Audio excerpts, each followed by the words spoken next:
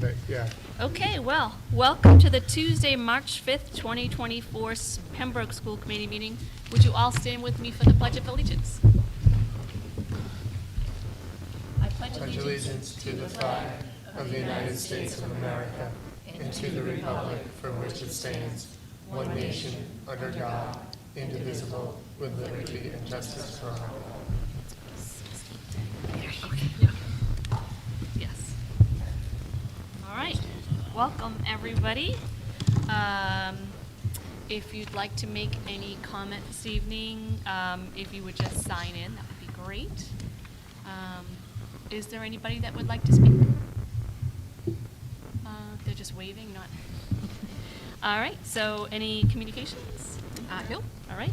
So, in a slight adjustment to the agenda, we're going to do the superintendent's report. We're going to do the budget presentation and then the approval for the MIA 8th grade waivers, and then the rest? Yes, we're just going to go a little out of order there. A little out of order there. So, so consideration for approval, school committee meeting minutes of January 16th and January 30th?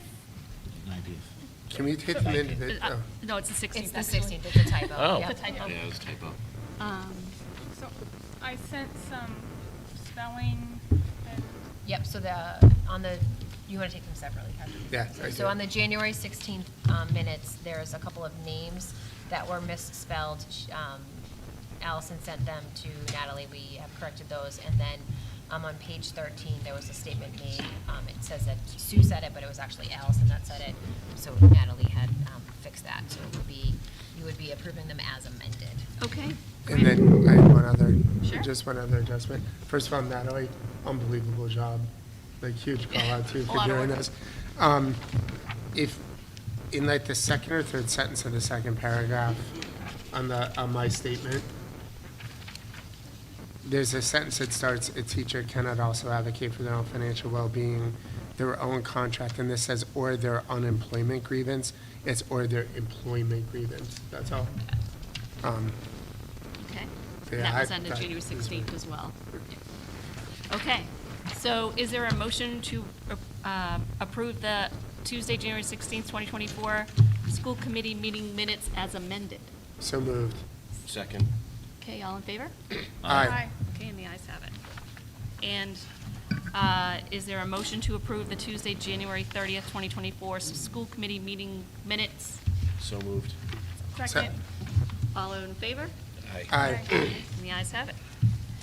Okay, so now, So we are going to continue the budget presentations under my report. So tonight we are joined by Brian Phillips, who is our Director of Athletics minus facilities plus PE content supervisor. So we are just, fluid in our names of our titles here. So Brian is going to present to you the FY25 athletics budget. He'll take all of the questions that you have and then some.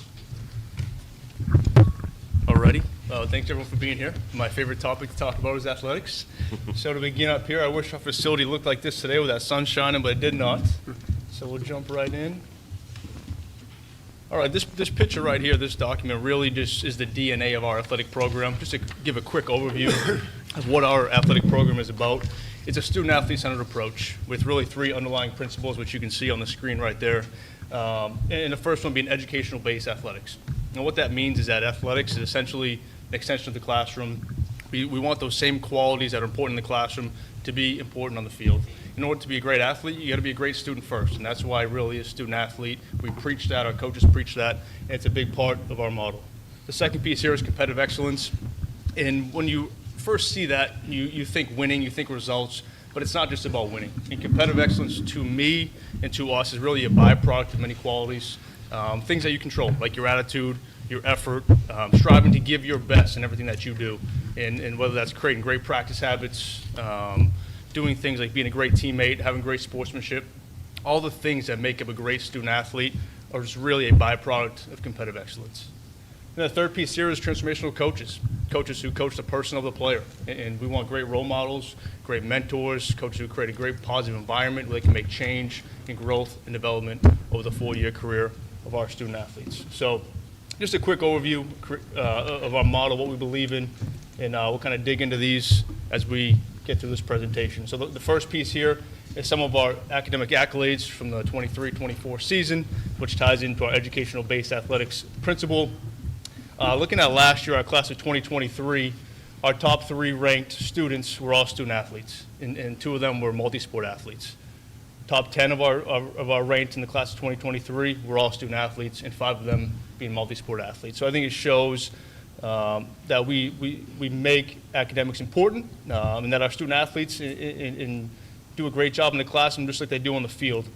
And this picture that you see here is one of my most favorite times that we got to have last year. This is our class of 2023. We had 28 student athletes commit to play college athletics. So that's a testament to a ton of hard work over a 4-year period and even before that time. Most currently where we're at today, our term 2, 2024, we had 36 in the high honor roll, 131 on the honor roll, which makes up roughly 60% of our winter student athletes. Moving forward to our competitive excellence and our athletic accolades from the past 3 seasons. As you're aware, the boys soccer was Division III state runner-up. A few weeks ago, our boys and girls were the Division IV indoor track state runners-up, both sides, which was tremendous. Boston Globe Scholastic standings, I'm not sure if everyone's familiar with that, but essentially what those standings are, it encapsulates the entire athletic program. So it takes your fall results, your winter results, and your spring results from all your teams, and it gives you a score based off your winning percentage. We are the highest that Pembroke's been since the Boston Globe has been taking this historical data, been tracking these results, which I think is really just shows that it's not one season, it's not one team, it's the entire athletic program that's having success, which is a great metric for all our sports to strive to continue to do great things. On the hockey front, we are one of 8 schools in Massachusetts to have top 10 ranked boys and girls hockey team. That's in all divisions, which is a great stat on those 2 teams. 80 Patriot League All-Stars, 8 Patriot League MVPs, a ton of All-Scholastics from the Ledger, the Herald, and the Globe. 12 teams qualifying for the state tournament, 5 round of 16 finalists, and 6 Patriot League Fisher Division titles. So over the past year, there's been a ton of success, a ton of positive momentum that hopefully we can continue to keep moving forward. And really competitive excellence off the field. The same things are important to us off the field as they are on the field, and showing community service. This was just a few weeks ago, our boys and girls hockey team at Level Academy spending their Sunday with an adaptive day, helping a ton of people with disabilities, getting them on the ice, doing different games. It was a great Sunday for them. Our golf team, our gymnastics team always give their time. And we have a ton of examples of this. Our swim program doing a polar plunge. There's just, from all our teams and all our students, they're willing to give back and do community service, which we think is a great part of an athletic program as well.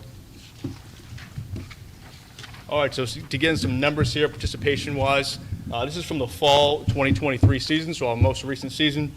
As you look in the bottom, we have a 5-year average going back from 2019 to 2023. In the fall sports line, that is the number of participation for students.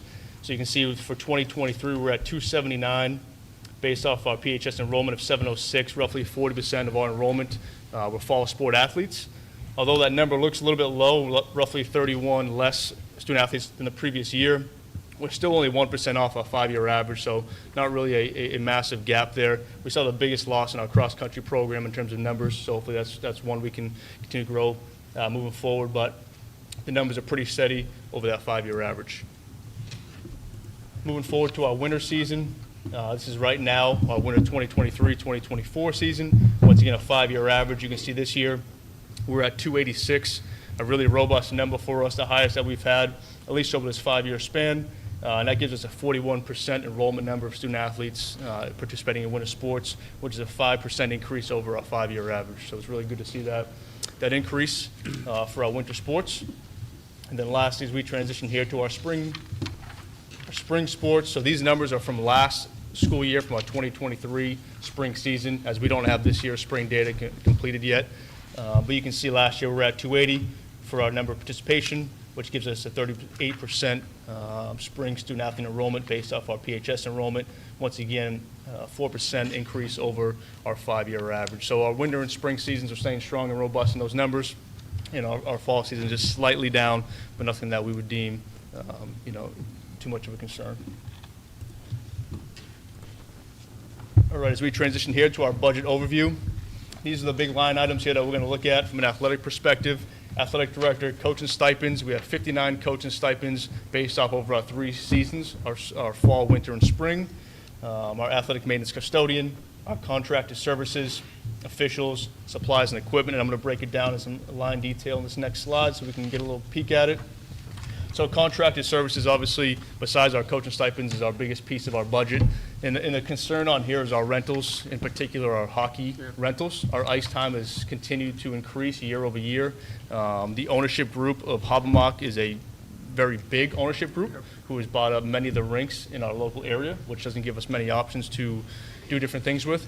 So that ice increase is obviously a concern of ours, a concern of our league.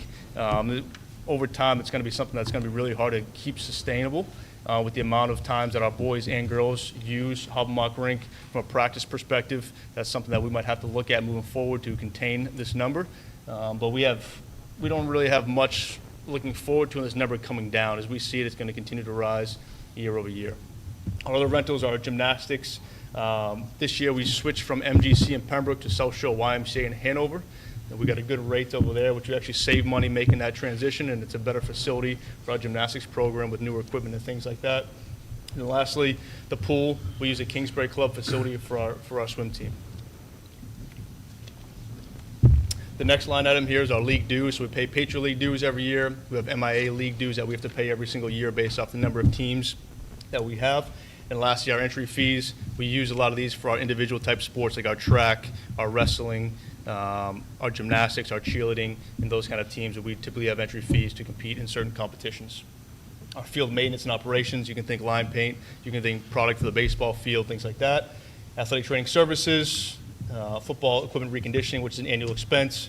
Our police and EMT details. We host roughly over 200 home events every year on campus here at Pembroke. So we use our police details for football games, some Friday night basketball games, at the Hobbamock Rink for some ice and hockey games. And those details are certainly a hefty price for us. Some emergent repairs, a uniform recycle. We usually work on 4 to 5 year replacement cycles for our uniforms based off the sport and the condition that they come in. And then obviously our transportation is a big piece of that we use for our busing to get our student athletes to our away contest. Our game officials and event staff, 54,000. Like I said, we have roughly over, close to 250 home events, so you can imagine the amount of officials that we pay out on a week-to-week basis, and then our athletic supplies and equipment. So this is really the detail to the contracted services line in that budget.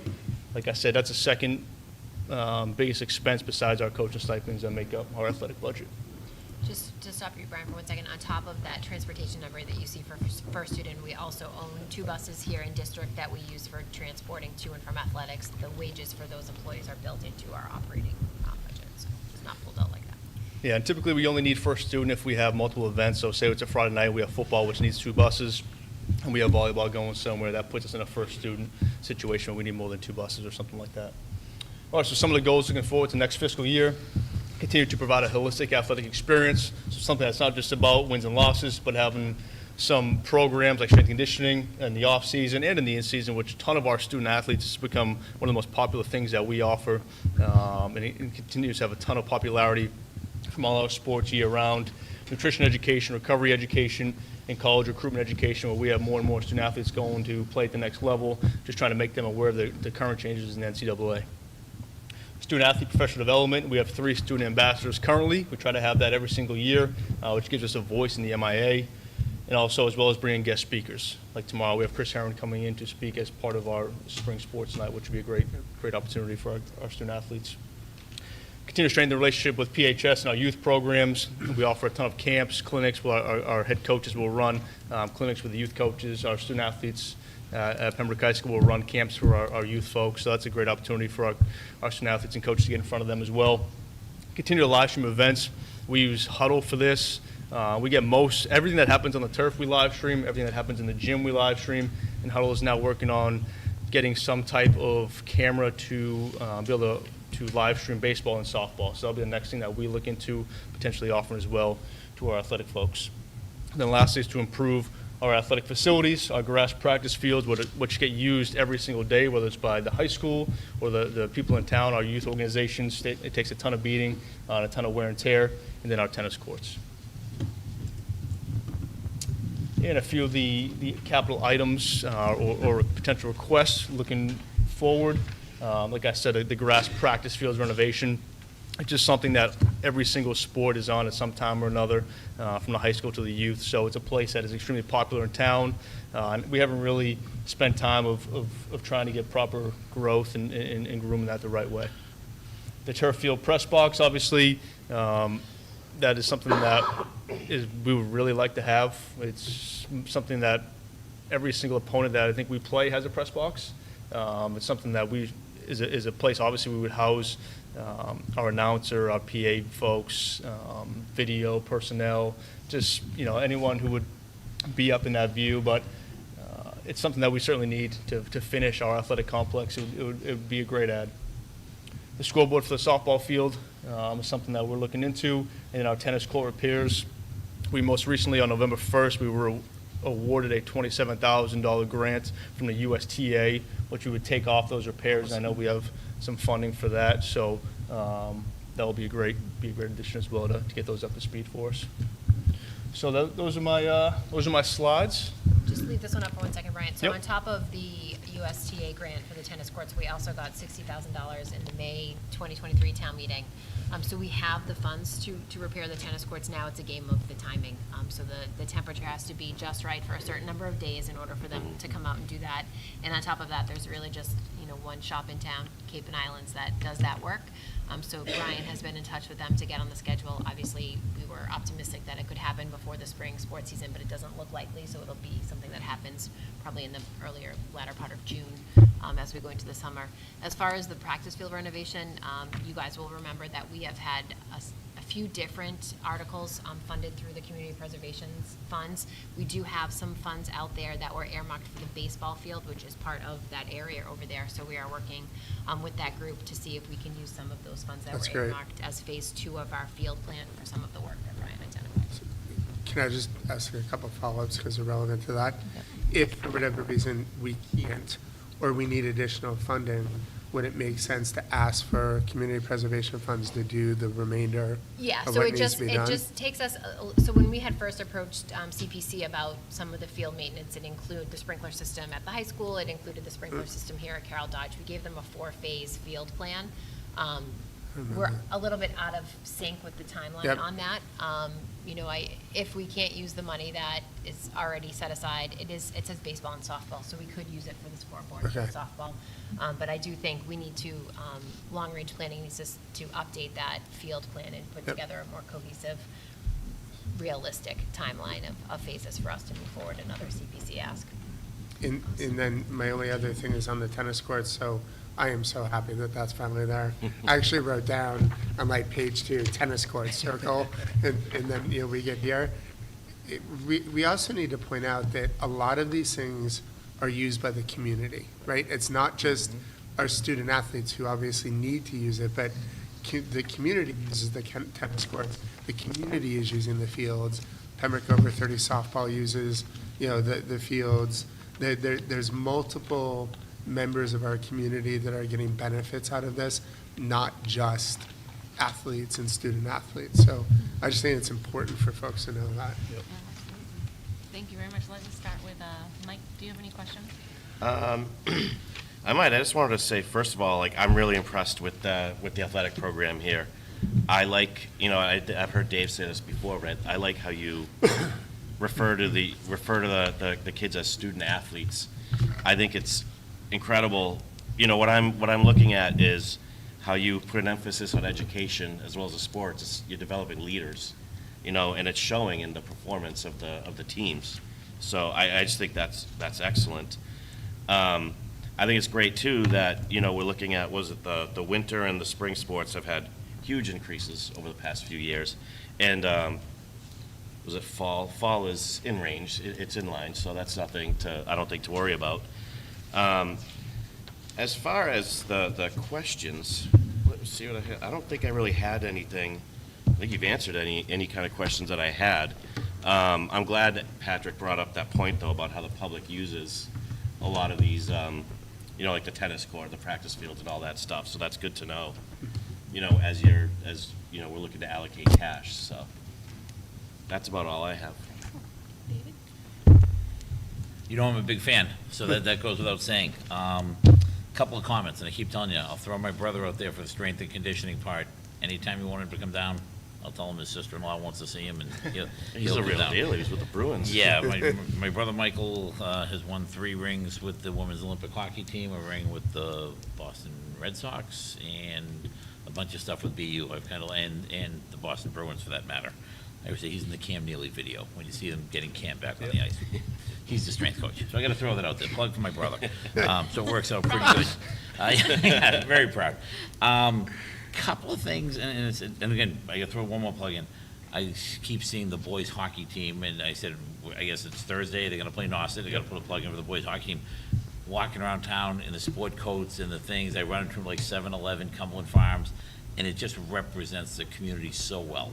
And to see them doing the volunteer stuff. The first time it caught me off guard, I said, oh, they all dyed their hair blonde, and a couple of them are in the sport coats. And I went, oh, wait a second, hockey team. I recognize some of the kids, so that was pretty cool.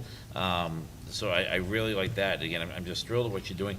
A couple of the questions I had is, one, can we partner with like an Under Armour or a Nike or a New Balance, fill uniforms, funding? A lot of times if, you wear their logoed stuff, instead of paying $50 a shirt, you're paying $30 a shirt. I don't know if we can do that under, MIA rules or any of that stuff. I don't know if that's a fair question to throw out, but I used to do some stuff with Brown University and Harvard University, and the thing was if you put their logo out there, the stuff came at a discount. Yep, so we currently actually have a contract with Under Armour. Okay. It's coming up to expire, to renew, but all our bigger athletic programs like footballs, the basketballs, the soccers, we outfit with Under Armour, and then some of our other sports that are kind of niche, we can go to different brands for that, but we do get a good discount. We get kind of that retail price from Under Armour on that. Okay, no, that's a good thing there. I'd be interested to know, and it sounds weird to say, what we make on the door. I mean, I've been to basketball games, you can't get in the door. Football, maybe not as much, but on a Friday night, and I understand we give away free tickets and you want the kids and the whole thing, but is there any way to show what we take in, and does that work against this budget, or how would that work? Yeah, and the other side of that too is that for a lot of our bigger events, like the MIA tournament games, that all goes to the MIA That goes now. to MIA, they get the gates. So that's really changed a lot that way. And really, the sports we charge for in the wintertime are, the hockey now goes to the hockey rink, so we don't get that anymore. Yeah. So we really just get hoops for the wintertime and wrestling when we do that. And then in the fall, it's really just football like that. So we really don't have a ton of, we do obviously have gate, but it's not as much as it once was due to some of the hockey rinks taking that and the MIA taking their take. Yeah. And those funds get deposited in the athletic revolving account, and you saw in one of Brian's slides, the athletic custodian is funded through the revolving account, so those Okay. fees go towards paying that salary. And technically the booster money, just so I can get That's that out totally there, that's separate. totally separate, Yes. we get nothing off Yep. that, okay, just wanna make sure that works there. And then the only last piece I would say, and I hate to say, I go back to what I call the primitive press box, and I wanna throw this out there, every now and then there's some Eagle Scouts that have done projects, I know that's too big of a thing to Yeah, bite so, off, but I think that's I don't wanna say it's I a big laugh box. whenever Brian talks to me about the press box, because it is probably the 9th or 10th time we've talked about it since I've worked here, and there's always a super interested group of parents that wants to start it, and then when they realize what it entails, it tapers off for a little bit. So the press box has to be ADA compliant, which means you need a ramp or a lift to get up there. Our bleachers are not set up in a way that the Right, right. ramp would work, so you do need a lift. The press box also needs to have a sprinkler system. It needs to meet fire code. So that's newer. That's in the past 5 or 6 years. We are fortunate that when we did the sprinkler system out to the practice fields, there is water close to there, so we were cognizant of that when that work has been done. But there's definitely some big pieces to it. I think maybe right before COVID was when the conversation had kind of the most momentum, and there was a large group of people that wanted to fund the press box, and it kind of got into a conversation on what does the recognition look like for those that have funded a press box? Is there a platinum sponsor, a gold sponsor, and a silver sponsor? Is everybody's name the same size? Can we paint the press box the colors of blank business? That kind of thing. So we Interesting. definitely have interested parties. I think Eagle Scouts would be a great partner in that work, but definitely something huge. For Yeah, no, us. I didn't think, because I knew you'd have to get into electricity and probably Yeah. water and all that. I didn't think of the ADA piece. Thank you for that. That's enough for me. Brian, great job. It's having you on board here has just been an amazing thing for Pembroke, and I hope the people realize what a gem we have in you. So thank you. Allison? Yes.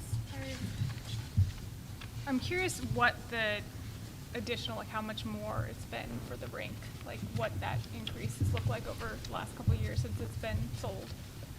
If you know. It's probably a 15,000 increase this year from last year. And that is a fluid number based off the success of our programs. Obviously, the more deep our teams go into the tournament. Like, for example, our boys had 2 extra games. Our girls had those extra games. So those are additional. It's like $1,200 for a game ice. So if you think about 4 extra games, it's $4,800. It adds up pretty quickly. And the practice side of it, we get less practice time for an increased rate. So we're getting hit kind of on both ends. We have, it's not a great situation. But once again, that big business, that big ownership group has bought the Bog, Rockland Rink, Hobbenbach Arena, really all the local facilities that we would potentially use. Plus, there was a period of time where girls hockey was practicing Bridgewater. at Bridgewater Raynham, and there was a big push on our part to get the girls to Hobbenbach as a home rink. Yep. So obviously there's a price. And it's tremendous. to We've that had too, 2 right? tournament games with doubleheaders, our boys and girls programs. Like, it's been awesome. The community, we've seen a ton of folks out. Like, it's an awesome experience, but it's one we're definitely paying the price for. Brian, if I could just follow, clarify for me, if it's an MIAA tournament game. Yep. We pay for the ice, like if we're playing at home, the MIA, I know they get the gate, they don't pay the freight for facility? So we'll get a host site fee, but typically that host site fee doesn't cover the ice, the details, the trainer, there's timekeeper, there's so many okay. things that go into it. Okay, that's the piece that I'm missing. doesn't cover it, yeah. Thank you. Yeah. And then just last, for the tennis courts, I know last year they were kind of patched to get through the season with the hopes of it being able to be replaced. Does that need to happen again in the meantime, or are the courts in playable condition? They should be in playable condition. Obviously, the next month, there's a lot that happens when the weather changes and the temperature changes. That crack repair was supposed to be a 2 to 3 year time frame of how long that lasts. So when we get closer to that March 18th start date of spring sports, we can get the best look we can. If we need to get some small repairs, maybe they can come out and fill those. But that was a 2 to 3 year plan for that crack repair. Okay, thank you. Yep. Patrick? And, Brian, first of all, great job, right? Having kids who have gone through the athletic program at Pembroke High School, I don't know if I could be a bigger champion of what we're doing there. I remember Mike Tropiano and I used to spend a lot of time talking about the fact the more opportunities we offer kids to be involved and the more opportunities that we have with kids being active, the better it is for the kid, right, at the end of the day. But I will say my experience with our athletic program is you're turning out leaders, right? You're turning out kids that are taking that work ethic, are taking those coachable moments in reshaping their work ethic and their coachable moments and, candidly, their lives, right? And I think for the money that we spend and the return on that investment, it is absolutely money well spent. A couple of just quick questions. The 25.5 that we have on equipment, and I know we have equipment on a rotating schedule, is that getting you what you need for helmets? Is it getting you what you need for pads? These things get beat to hell every season. So is that enough? Yeah, so it really depends. So that 25.5 for equipment is the essentials. So that's like our basketballs, volleyballs, baseballs, softballs, those kinds of things. It's no extras. Typically, those bigger extra ticket items, we'll go to our individual booster accounts to see if that's something they can help fund. I think right now, we actually did a pretty good job around the COVID time of stocking up when things were a little bit cheaper. So we got like 3 years worth of tennis balls in, which has done us a good thing over the long run. No, it's good. It's The smart. supply chain was questionable. So I think right now that's sustainable for us. It just, the increases of some of these equipment, disc balls, for example, football has gone up $15 in 2 years. Yeah. When we go to 20 of those, that's a pretty big increase. So over time, I think we'll be sustainable, but we just have to see how things continue to rise. The folks that are driving our bus that we're paying for, that are in the operating, could that be covered by revolving? Or is it just, we're just depleting the No, we're revolving just too fast? depleting the revolving, right? So the user fees that we collect go into the revolving account. They pay for some of the things that Brian outlined as far as scorekeepers, game admins, when we Yeah, have to hire yep. someone, the athletic custodian. There's not enough there to fund the bus driver piece of it. Okay. There was one more. Oh, you mentioned cross-country had a drop-off. I'm a little surprised. No, I'm biased, right? I mean, very biased, but I was a little surprised. Is it just advertising? There hasn't been as many cut sports? It's interesting because our middle school cross-country program is people line up at the door for. The numbers are fantastic. Yeah. I think when you get to the high school level, just the additional opportunities, volleyball has become extremely popular for us. Our volleyball numbers, we have 3 levels, freshman, JV, varsity, which we even have to remember make when there was cuts at. 6. Yeah, the volleyball program's become extremely, Kids. popular. Our field hockey program has strong numbers, and some of those cross-country numbers are from the female side.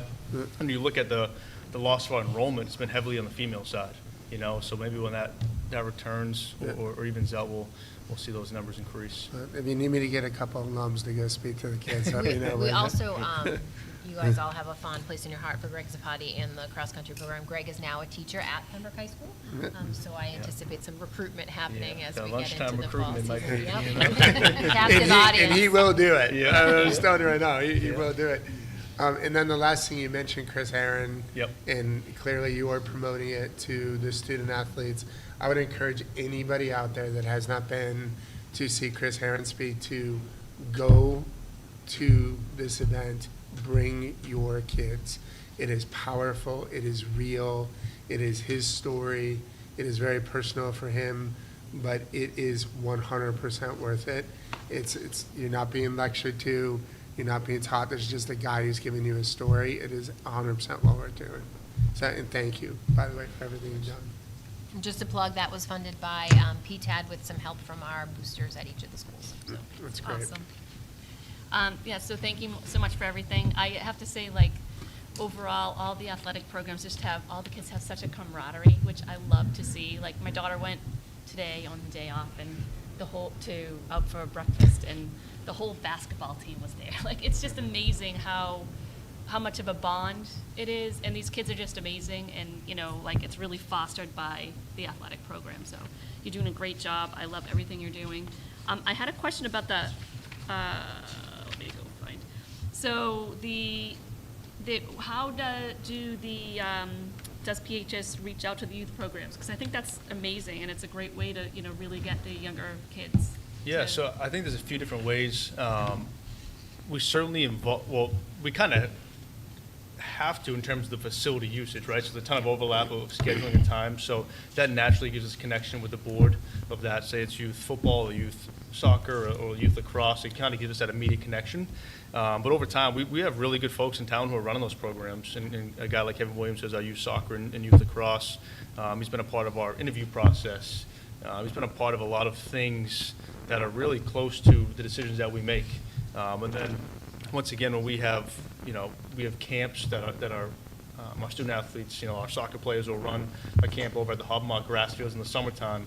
Our coaches meet with the coaches of that sport for the youth level and bring them in. Our football coach would go to some of the youth football games on the weekends and be visible and have presence. So I think there's just a mutual connection. The coaches that we look to hire here, that's something that is part of the criteria that we're looking for. We tell our coaches that we want a connection and alignment with our youth programs, and we expect that involvement to happen. So it really has been a great mutual connection both ways, from the youth and the high school level. That's fantastic. That's great collaboration. And just so that everybody sort of understands the numbers that not this part, but the previous slide numbers that you presented, that's in the maintenance Stafford budget. Yes. And so, I just wanted people at home that are following along with our budget talks. I just wanted to make sure it was clear that everybody knows that these are the wanted numbers, and the previous slide is it's part of the maintenance Stafford budget. So, thank you so much. Thank you. So we are going to go a little bit out of order and go towards the 8th grade waivers that we are requesting for spring sports. Brian is here to answer any questions you have, but we have historically asked for a waiver for 8th graders to play on the JV softball team based off of numbers. As of last Friday, there was only 14 students registered. Last year, we had 29, and 8 of them were seniors. So obviously, we are in need of 8th graders if we want to field a JV and a varsity squad. Lacrosse is a little bit in the air, so we're asking for your approval. I'm not sure if we will necessarily need to file it. We have 30 students that have registered at the high school for girls lacrosse. Last year we had 42, so more kids can come out between now and the time that spring sports start. But just timeline-wise, we want to make sure we have your approval so that we can move the waiver through the channels at MIAA if necessary for girls lacrosse. Okay, does anybody have any questions? Mike? David? Do we have to take them separately, or? You can do them We can together. do them Yeah, together. okay. Yeah. You have questions? With lacrosse, would there be any safety concerns if we do a waiver? No, so the 8th grade girls, my limited knowledge of lacrosse, Brian, you can rescue me at any point. The amount of physical contact associated with girls lacrosse is much different than boys lacrosse. We have granted a lacrosse waiver for the past 2 years, I think, for 8th Yeah. grade. I was just going to say, that's funny. I kind of remember asking the same question Yeah. last year. and getting an answer. And over the 2 years that we've had it, we haven't had any injuries to 8th graders that have been different to our high school age population. That's what I like. This is for JV level? Correct. So our middle level waivers will always be to the lowest level that we offer.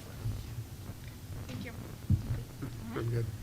All right, with that, is there a motion to approve the MIAA 8th grade waivers for softball and girls lacrosse? So moved. Second. Okay, all in favor? Aye. Aye. The ayes have it. Brian, you can go. You know how it goes. Riveting content. You can stay. Nice job, Brian. Thanks Thank for you. having me. Appreciate it. Brian. Have a great Thanks, night. Thanks, Brian.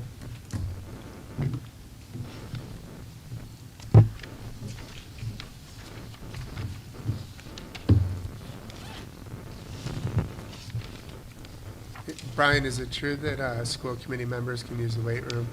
I heard something. Only if you put There's a plaque in there rumor. with your name on it. I was a plaque with my name on it. I should be able to do it. We are super inclusive in our way. We want everyone to come and join us.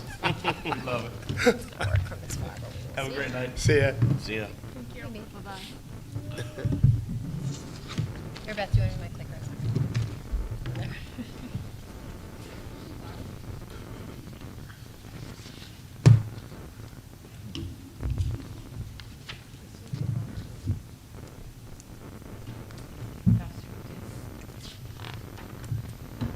We're going to have a ton of questions. So in your packets, you obviously have a copy of these slides. Facilities this year has taken a little bit of a different path in the sense that in years past, our athletic director would also be presenting our facilities budget. That pairing has been a little bit funky since we created it 8 years ago. It's not very often that you get somebody with a passion for high school athletics that is also well-versed in facilities, other than fields, right? So Brian has been amazing in that role. His role transitioned a little bit this year to take on more of the PE components across the district and less of the facilities piece. So our supervision of our custodial staff has gone back to the building-based principals, and the facilities pieces have really fallen to our lead custodian, Mike Evans. I've taken a couple of the pieces. Mark Talbot has been excellent. Brian is still doing some of it. But we're really just trying to figure out what makes the most sense, understanding that ultimately we're probably going to need to get back to a place where there is somebody whose sole position involves operations and facilities. With that being said, some amazing things have happened here in the district as far as facility improvements. I don't think there's anybody that is more happier about the 7 new rooftop units on top of Pembroke High School. I was really hoping that Mark was going to be here tonight to talk about how great they are. But we coupled some capital funds across a couple of warrants from the town side, as well as a lot of our funding from the ESSER 3 money that was given to Pembroke Public Schools to really tackle that project. So there's 23 rooftop units on the roof at Pembroke High School that were mostly existing to remain from the project at Silver Lake. Of the 23, only 19 were operational. We replaced 2 previously, but this summer we replaced 7 more. So we are in a good shape on the replacement cycle there. There's obviously still some units that are of concern, but we are working our way through them. Every year we work on some form of a lighting project with the Green Communities Act in our partnership with Town Hall. So at the high school, they are replacing the lights in the gym to be LED lights, which that's great. Last year we talked about changing the gas fixtures in the science lab at the high school. This year we've changed the plumbing fixtures in the science labs. I know there's sometimes sentiment out there that Pembroke High School is new. Pembroke High School is upwards of 20 years old from the renovation, and from its original construction in the early 70s, it is much older than that. So we are getting to the point where plumbing fixtures and that need to be replaced across the board. At our elementary schools, there's been some upgrades to the phone systems. We have been working on replacing our rooftop units, so we did get funding at last town meeting for 4 new rooftop units, 1 for each elementary school and 1 for the middle school. That's quite a long bidding process when it comes to being able to secure those units, so the intent is for those to be installed towards the later part of June before school starts. So although that money was allocated last year, the work really happens over the summer. What else is exciting that's up there? We have also funding for the gym roof repair at Bryantville. That project has taken us a little bit longer than we first anticipated. That funding was allocated 2 years ago at town meeting, but it was quite a process to get the engineering diagrams for that roof over there so that we could put it out to bid. But that process has started, and we are optimistic that we will be replacing that roof over the summer. And we should remind people the Bryanville roof was not done. So in 2013, we replaced 4 of the 5 roofs. Bryantville was not one of the buildings that was replaced.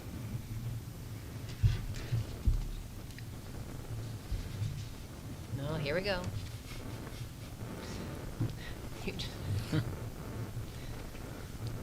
She was really hoping for this opportunity tonight. You can probably use the keyboard because you're close enough. Escape. Just click out of there. Click out Yeah, now click. Just use this. There you go. Okay, so what is in the maintenance budget? And this is all included in our maintenance of effort budget. That's double words there. So we have 18 custodians in addition to that 1 custodian that you saw in Brian's report. That's the athletic custodian. So the structure for maintenance staff at our buildings is each of the elementary schools and the middle school has 1 day shift custodian and 2 evening custodians. The high school has 1 day shift custodian and 4 evening custodians. So obviously a much larger building, more square footage to clean. That 4th night shift custodian at the high school is also a part-time bus driver, so there's many times that there's 3.5 custodians at the high school as opposed to 4.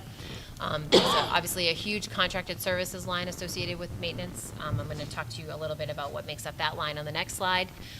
Every year we do what we call the annual collaborative buy, so we partner with other towns on the South Shore for paper goods like toilet paper, trash bags, that kind of stuff.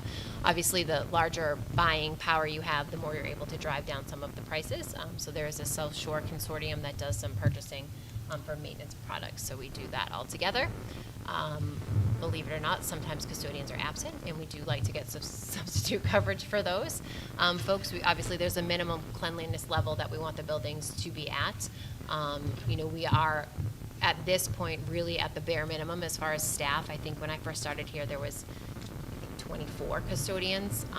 Obviously, we've reduced over time, depending upon what the fiscal circumstances are, but we're at the bare minimum for staff for our square footage. So if somebody is going to be out, we do always try to cover that. And for utility services, it's just what it sounds like. Heat, electricity, water, those things. So inside the contracted services budget, I just gave you a breakout of what is made up, what is in that budget. So that first line, unencumbered, is what's available there right now today. So right now there's $62,000 left in the maintenance budget. That's pretty low, given the fact that it's only March.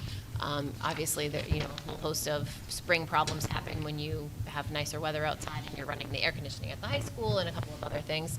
But there is $62,000 there, so we're cautiously optimistic.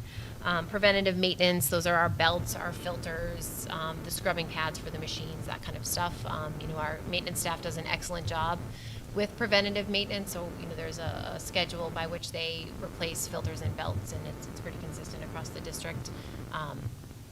The bulk of our money is spent in repairs. As I said at the beginning, every single one of our buildings underwent a renovation or remodel between the years 1999 and 2000. So you're talking about all 5 buildings in the exact same place when it comes to plumbing, electrical, rooftop units.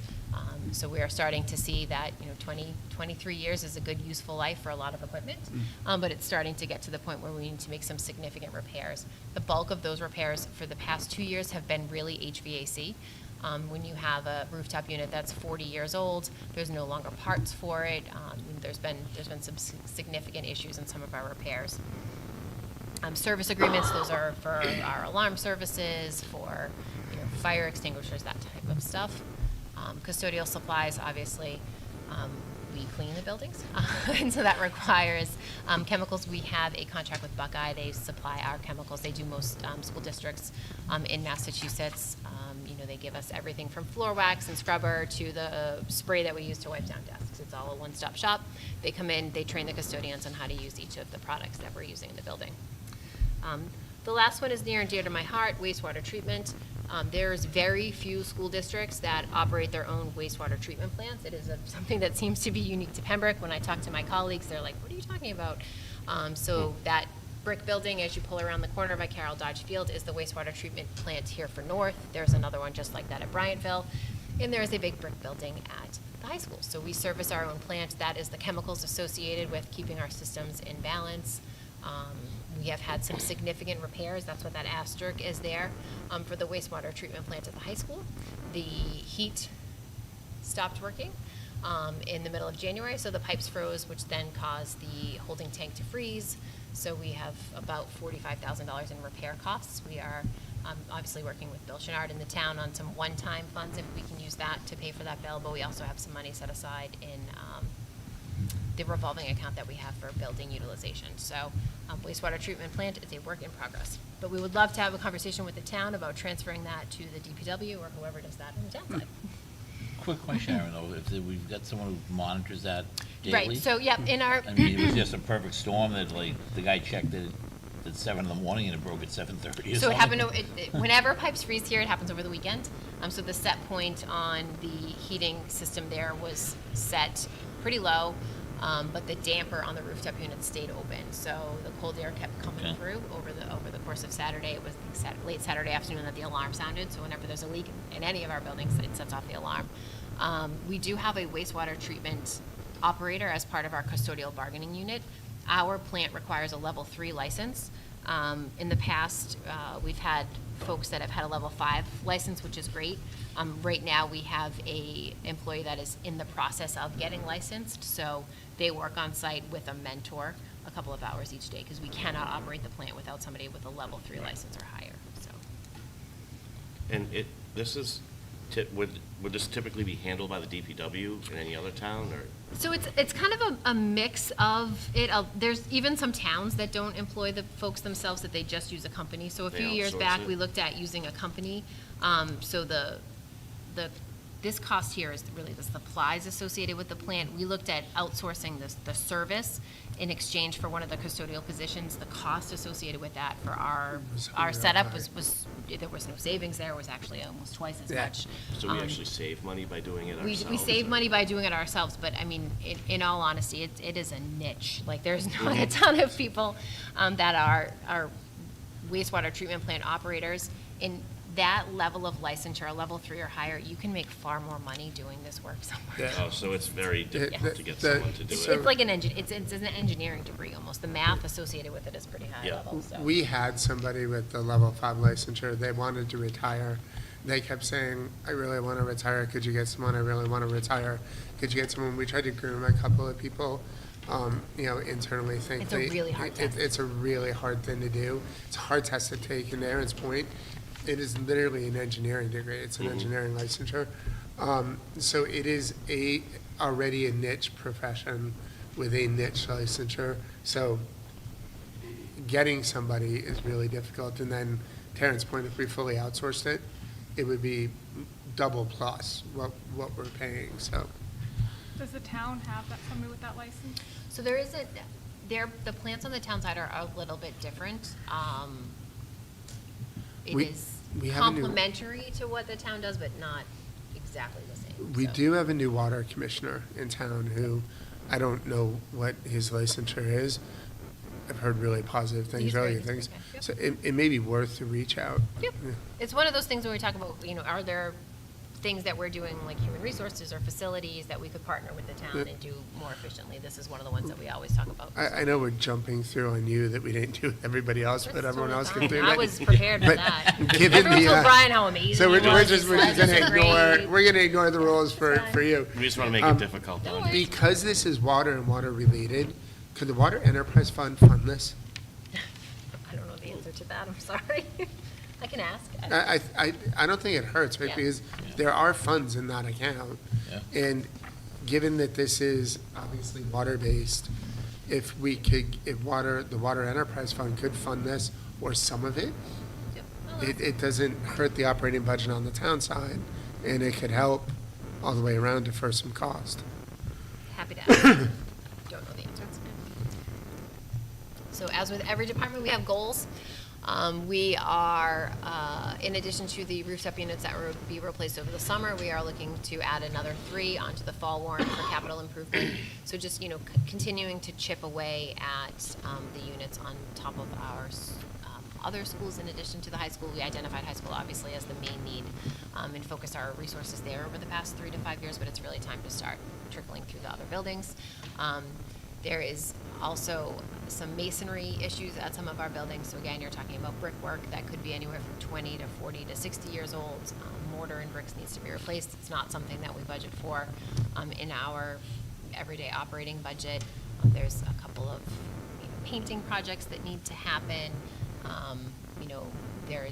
We get some feedback from the community and from families in regards to what our playgrounds look like across the district when it rains. So, continuing to look at that drainage, the setup with the berms and the wood chips as well. So.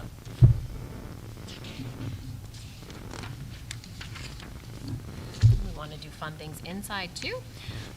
So again, just in the vein of the fact that everything is old, flooring is in the place where it needs to start being replaced. If you walk around this building, you can see there's a couple of places where there's missing tiles.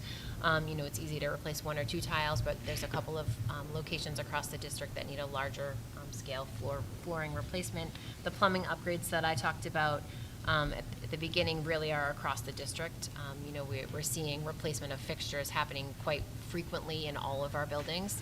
When you're replacing 1 or 2 faucets, that's not a huge deal, but when you're talking about 10 or 15 at a time, it's a much larger cost.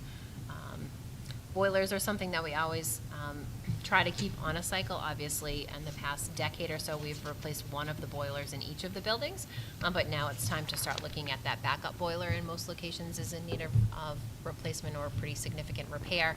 And we have talked quite a bit about installation of security cameras in locations other than Pembroke High School. So we do have $25,000 in a town meeting vote to do some security camera work.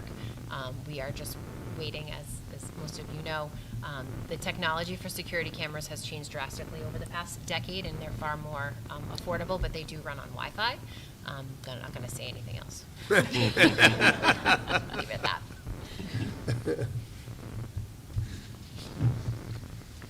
Parking lots is another big thing that we're looking at. It's something that is on the to-do list for long-range planning as well.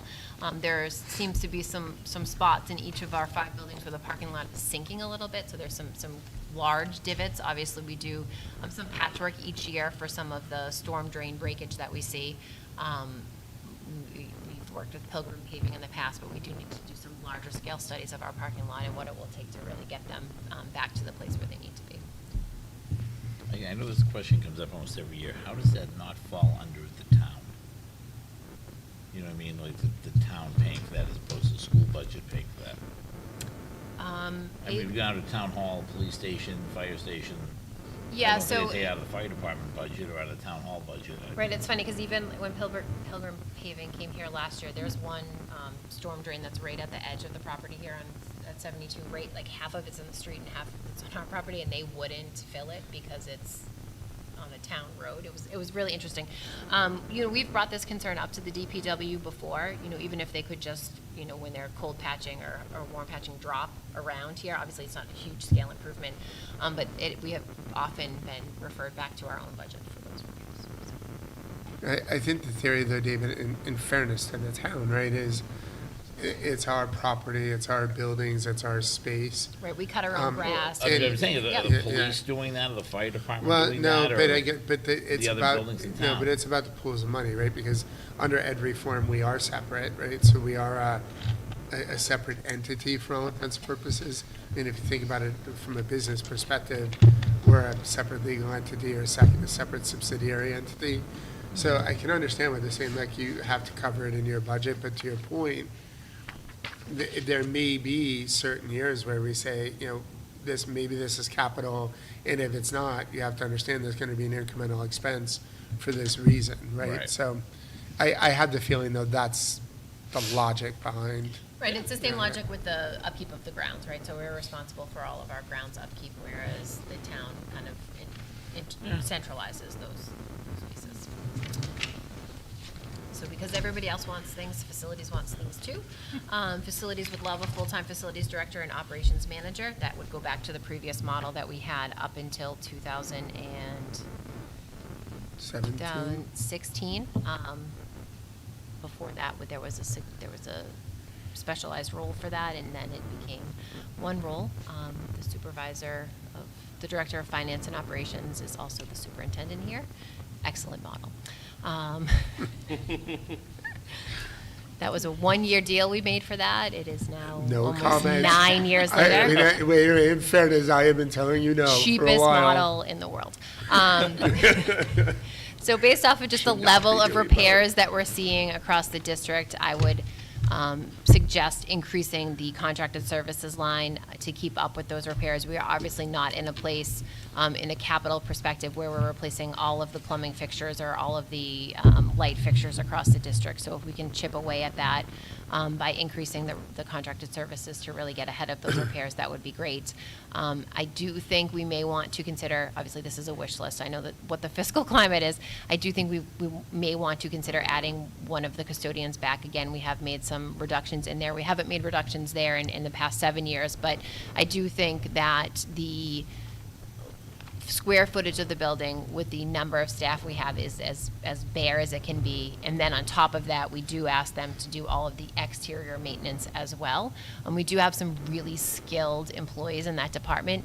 I know here at North in particular, one of the custodians would be able to do some of the masonry work that we need outside, but that's not the structure that we have. So I think adding to that department, if it doesn't happen for fiscal year 25, would be a continue to ask until we can get there. All right. That's it. So, Mike, any questions? Yeah, so full-time facilities director, obviously we need that. How long could we survive, I guess, doing it the way we are now? It's been long. Been 8 years. So, I mean, we're treading How much water, longer? right? We are Yeah. absolutely treading water. It's, a panic moment.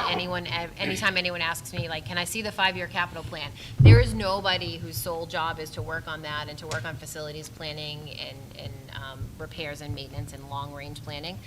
We can continue to tread water. I mean, we've been doing it now for, like I said, 8 years or so, but it doesn't move us forward. And I do think we are in a place where, with the conversations with the master plan, with the conversations on the town side regarding just, what does the next decade look as far as building needs, it would be helpful to have somebody have that as a primary focus. We can piece it together, and we have been.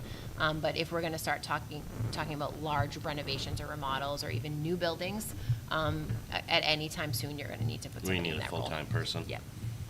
Aaron, at one point, we shared somebody with the town. Was not, I will say this just directly, was not the greatest model. But given the fiscal climate that we're in, is that something Yep. that might be a possibility? Yep. Absolutely. Again, human resources, facilities, technology, all things that are services that we could share.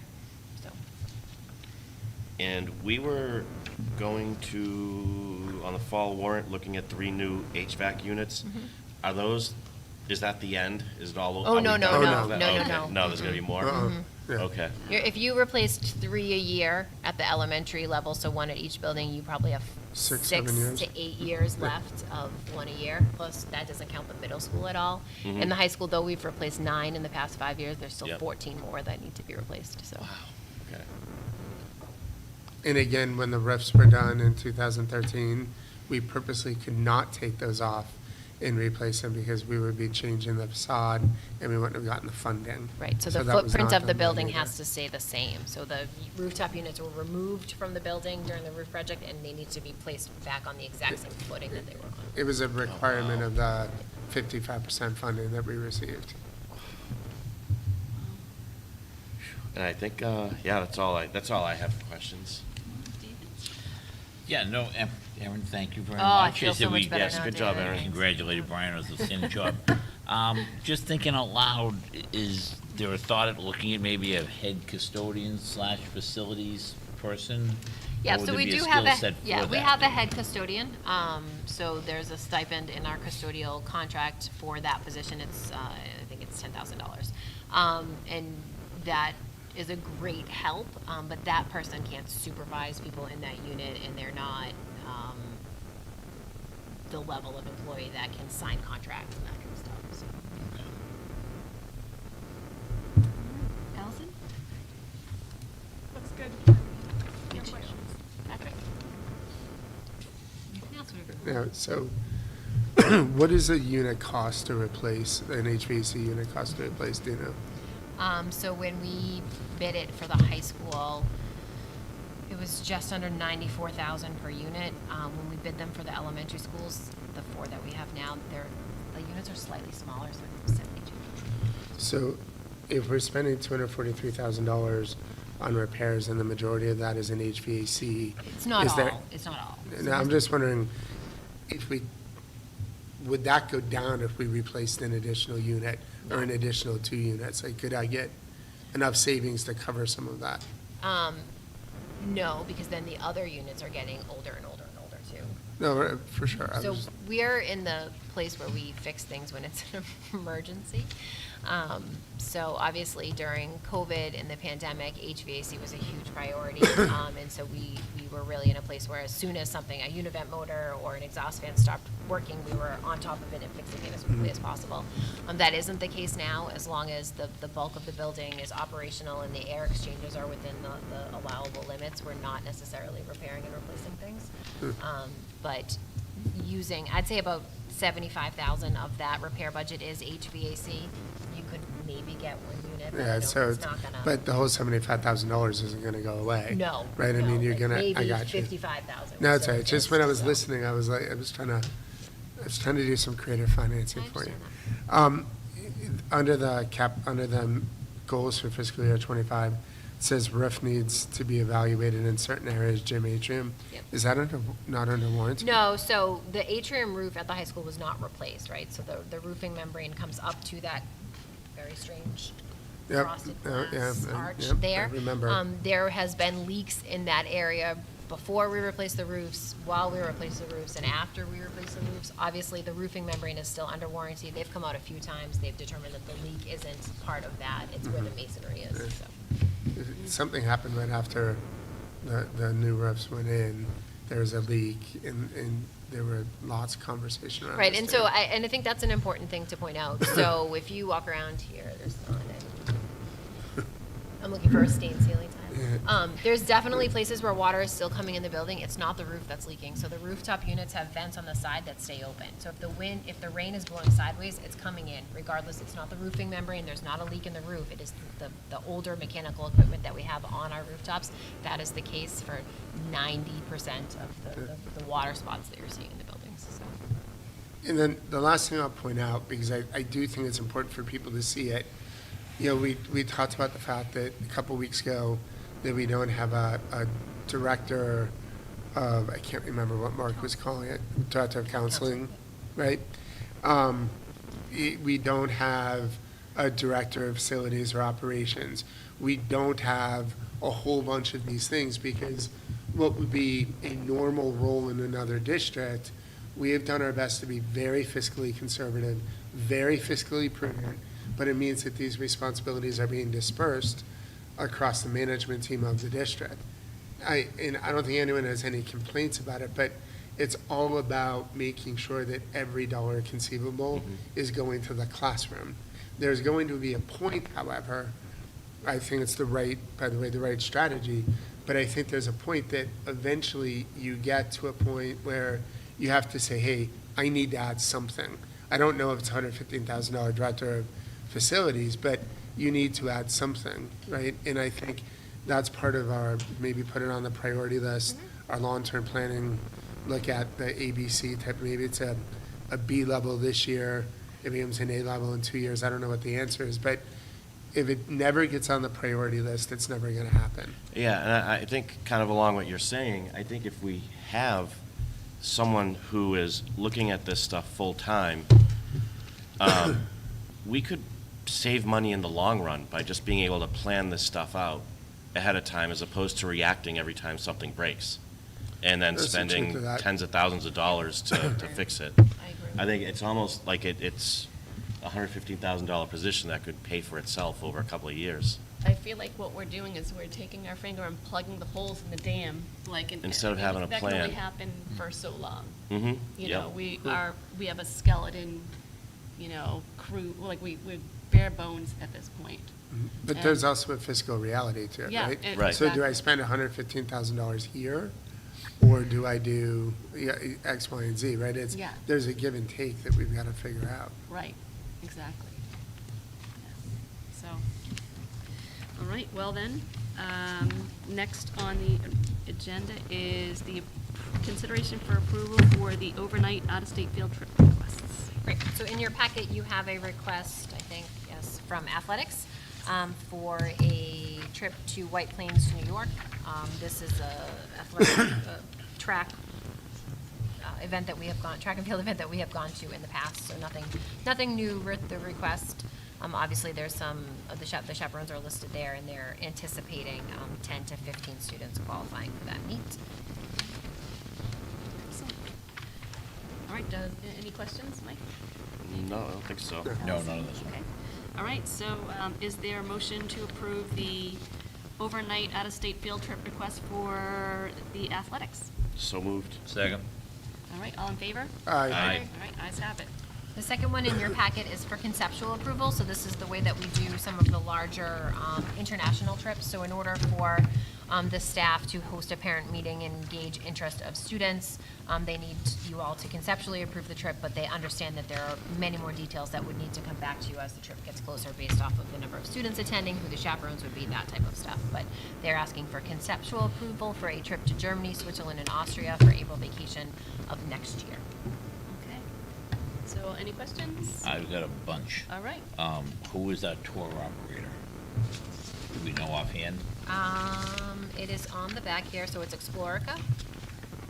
The last page is the travel company. Okay. All right, my other question, thank you for that. Is this a locked-in price, or are we gonna have the nonsense we went through with the Disney trip last year of here's $1,500, oh, by the way, it's now $1,900, and if you pay now, it's, Right, so the approximate tour cost is $3,600. It is based off the number of students that attend, so that pricing will get locked in as people are signing their, giving their deposit. Similar to the conversation we had during the Disney trip, the price wouldn't be changing after the deposit. okay, that's another good point. Last but not least, chaperones, it says a 1-to-5 ratio. Yep. Is the chaperone paying their own way, or is No, the so students? the way that all trips like this work is that the student piece covers the chaperone fee. Okay, If a nurse is required for the trip, that is also a cost that is passed on to the students. That's all trips, that includes the track trip, all of them. yep. I just want to put that Yep. up front because. I see that you're for asking anyone who questions doesn't for remember, public last record. year, we had a little bit of a debacle with the band trip where they did not book the flights and then came back to us as parents and said, I want to say it was $2,600 or something. And I said, oh, by the way, you're going to owe an extra like $300 or $400 because we didn't book your flights. And I'm like, you took my deposit in August and you didn't book the flights, and now we're like 6 weeks before the trip. It left a bad taste in my mouth, and it left a bad taste in the community. And I joke, I always use my standard line, I couldn't go to Stop and Shop without getting an earful from every parent whose kid was in the band, that one woman actually figured out she could rent her own plane and fly us there cheaper. So, We don't have the insurance for that, though. yeah, but I'm saying, yes. But I mean, that's how Yep. convoluted this was. So, yeah, I just wanted to clear that up, throw it out front. Thank you. Any other questions? All right, so with that, is there a motion for a conceptual approval of the out-of-state overnight field trip request for Germany, Switzerland, Austria. So moved. Second. All right, all in favor? Aye. Aye. All right, ayes have it. And next on the agenda is the subcommittee liaison updates. So, budget subcommittee, Patrick and I went to, and who else was there? Allison was there as well. We went to the advisory board. Do you want to talk about it, Patrick? Hey, okay, go ahead. So, we went to answer any questions. They are going to have some questions of us around the budget. They wanted a little bit more detail, and I think they're going to get back to us. Do I have that right? And Yeah, so just to clarify, it wasn't, the budget subcommittee hasn't met since the school committee last met. There was an That's true. agenda item posted on the advisory meeting that was of interest to some of us, so we did go just to kind of hear their conversation. We were not on their agenda, but their conversation did liken itself to just, interacting with us in the sense that when we go to them, and we traditionally go to advisory and the select board to present our budget, that they were looking for some more detail, and they were gonna give us a list of kind of the areas that they were looking for us to develop more for them, over the next couple weeks. So. okay, and any other comments around that? I don't see it on their agenda for this week's So- advisory. I didn't see Okay. it on. All right, well, that's good. All right, and then master planning liaison update. We had the public meeting, which was very well attended. There were approximately 50 people, and about, I think, 11 people online watched it. The VHB, our consultant, had, all the chapters sort of on these big boards, so everybody could sort of like read the goals for each chapter, and there weren't too many comments, but the consultants are gathering the rest of the comments to incorporate into the final draft. So Allison did send over some additions to the draft, but we are coming up on the deadline, which is Friday. So I need to get any additional comments. If you had from the paperwork that I sent you, you should send it over as soon as possible, and I'll make sure it's included, because we're really at the final draft at this point, so. But if anybody has questions, just let me know. And then just a quick question about long-range planning. Is there a meeting scheduled? Yep, so we, David, Mike, and I went back and forth about some dates. I think we have an option for next week that I'm gonna send it to you. Yep. Oh, okay, awesome, okay. So, future meeting dates and topics? So our next meeting is on March 19th, and at that meeting, you'll get the last two department budgets. You'll get student services and teaching and learning. Those are pretty big, obviously, budget conversations and presentations, so we'll take a little bit of time, a little bit more than facilities and athletics, but that will conclude the department or school-based budget presentations, and then we'll start moving towards admin recommended in the priority listings that we've kind of talked a little bit about. Those will start happening in the beginning of April. All right, great. So do we want to wait until March 19th to talk about what days in April? We'll just assume it's because we have April vacation. Or do you want to wait? You might want to set your first April one. So Okay. the first Tuesday in April is April 2nd. All right. Is everybody available for Tuesday, April 2nd? Yes, I- 6 o'clock. I am technically not, but You're not available? no. Okay. Wow. Would you be available for the 9th? 9th, I'm available all day if that works for you, my colleagues. Let's meet at 10 a.m. So I'll be there. I can't do the 9th through the 17th, You can't do the 9th or the 17th? through the 17th. Through the 17th? Yeah, so I'm away. Okay. Would it make sense to do it a different, let's see. How much space, like, do we have the ability to spread it more than 2 weeks? No, you don't have a ton of time, right? So you have to do a public budget hearing ahead of town meeting on May 14th. So the last date that your public budget hearing would be May 7th, that week. So that only leaves you. Can we meet Wednesday the 3rd? The Tuesday and Wednesdays are both bad for me that week. Yeah. What about Thursday the 4th? I can't do Thursday. I can't do the 4th either. Is that what the 1st? Anybody Monday the 1st, or is that, I can do the 1st. I can do the 1st. I can? I could do it. Can you? do Everybody, both? Allison? If I have to, yes. Yeah. All It's my right. husband's birthday, but Oh. I could. Can You could do bring it? him here to celebrate. I was just saying, bring We'll him have- here, we're gonna we'll laugh have in the cake. front row. Forward is fine. He can Alright. sit up here with us. Yeah. All right, And so then, we'll- well, I'm out that week, I mean, obviously, if you guys need to meet, right? I Wait, mean, that's don't school vacation wait. week too, the sixth, that week. Well, the 15th is the school vacation That's The week. school next one vacation would be week. the 23rd. I would. The 23rd, yeah. Yeah, I so- could do the 23rd. And then if you weren't in a place where you were ready for the budget hearing, you could do the 30th, like you could add the 30th, but I think we're gonna be in a good spot. so. Okay, all right. So we'll stick with the 1st and the 23rd. First and 23rd? Okay. Do we All right. have to do school choice? Yep, that'll happen in your 4. All right. That'll be a quick meeting. All right, so with that, is there a motion to go into executive session pursuant to Chapter 30A, Section 21A1, to discuss a complaint regarding an elected official as an open meeting may have a detrimental effect on the legal position of the school committee as declared by the chair? So moved. Second. All in favor? Roll Thank call. you, roll call. We'll start down here. Mike? Yes. Yes. Allison? Yes. Yes. And I'm a yes. So you're gonna go back to the conference room right down there. Back to the This conference is room. locked. Okay. All right, thank you, everybody.